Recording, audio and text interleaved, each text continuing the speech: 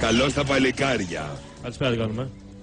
Καλησπέρα σας. Χαίρομαι πάρα πολύ που επιτέλους έχουμε δύο ανθρώπους της τέχνης. Προφανώς θα μας παίξει το πιάνο. Καταλάβατε λόγω του πιάνου. Μα είναι... Όχι, είναι εντυμένοι σαν να πηγαίνουν σε μια συναυλία. Χαίρομαι πάρα πολύ που ήρθατε. Τι θα μας παίξετε σήμερα? Πρώτα είναι το Godfather, μετά της Carmen.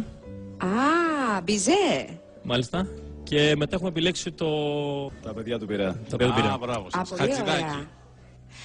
Άρα, όπως καταλάβατε, εσείς οι ακαλλιέργητοι, θα εμείς, ακούσουμε ένα Δεν τα κομμάτι έχουμε ξανακούσει. ακάτρεμα, Μάλιστα. γιατί έχουμε ένα πιάνο, θα μας παίξουν δύο κύριοι, οπότε προφανώς θα ακούσουμε ακάτρεμα.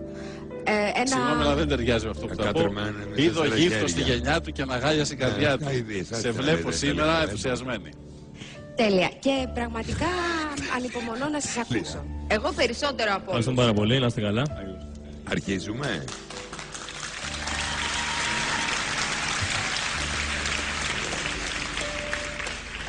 Α, σκαμπό δεν έχετε φέρει σκαμπό? Χωρίς σκαμπό. Στα όρθια. Άσκαμπο.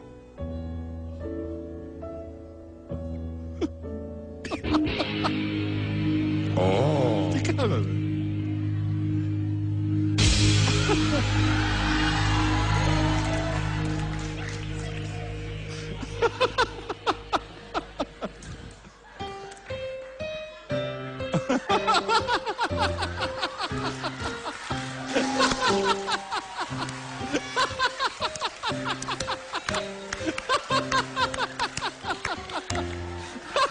Του φύγε του αριστερού λίγο.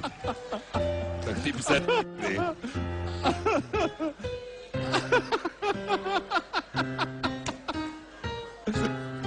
Ευγενία, δεν σε πήγε σήμερα. Ναι.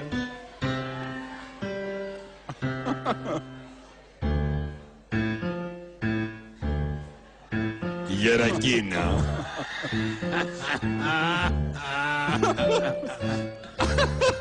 Χορεύεται.